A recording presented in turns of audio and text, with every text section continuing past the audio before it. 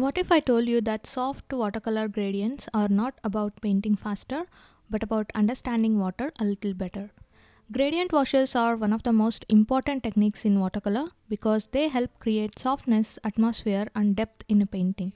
Whether it's skies, sunset, mist, oceans, or smooth transitions of color, can completely transform the mood of your artwork.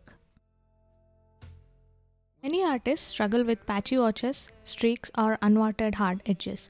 So in this video, I'm going to walk you through two simple gradient exercises, starting with a basic single color wash, then moving into a beautiful variegated wash using multiple colors. And finally, we will turn these practice washes into tiny peaceful landscapes together. So let's begin. For the first exercise, I'm just using one color, Alizarin Crimson.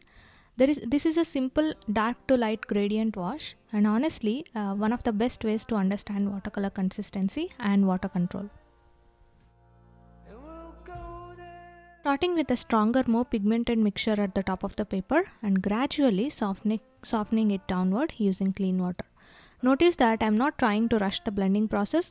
Instead, I am letting the water naturally pull the pigment downward to create that soft transition. Try to work gently and observe how the paint behaves as you move down the page.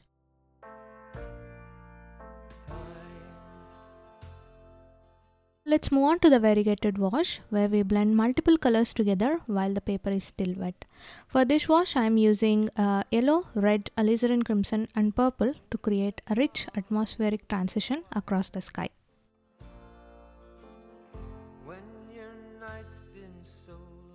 Blending the colors aggressively with the brush, I am gently allowing them to meet and flow naturally into one another.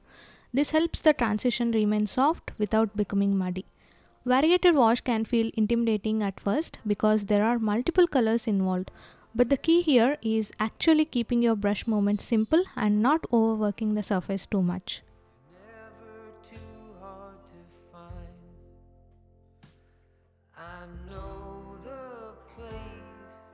You will notice that some colors softly merge while others stay more visible, and that variation is what gives watercolor its organic beauty. I am also being very mindful of the moisture level here because timing matters a lot during multicolor washes.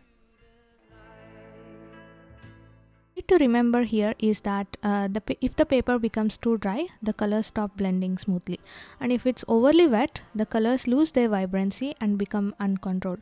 So it's really all about finding that balance.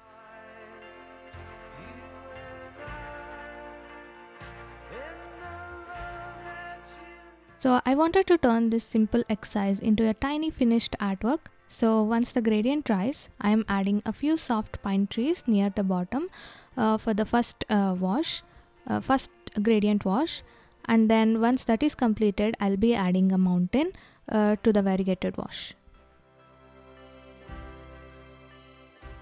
Gradient washes may seem simple, but they teach us some of the most important watercolor skills: patience, timing, and understanding how water moves on paper.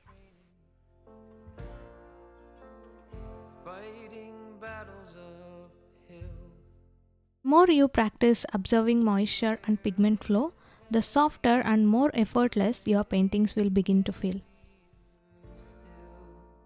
Honestly, watercolor becomes so much more enjoyable once you stop trying to control every little detail and instead start working with the water rather than against it. If you try these gradient exercises or paint your own tiny landscapes inspired by this tutorial, I would absolutely love to see them. You can tag me on Instagram or share your paintings in the comments below.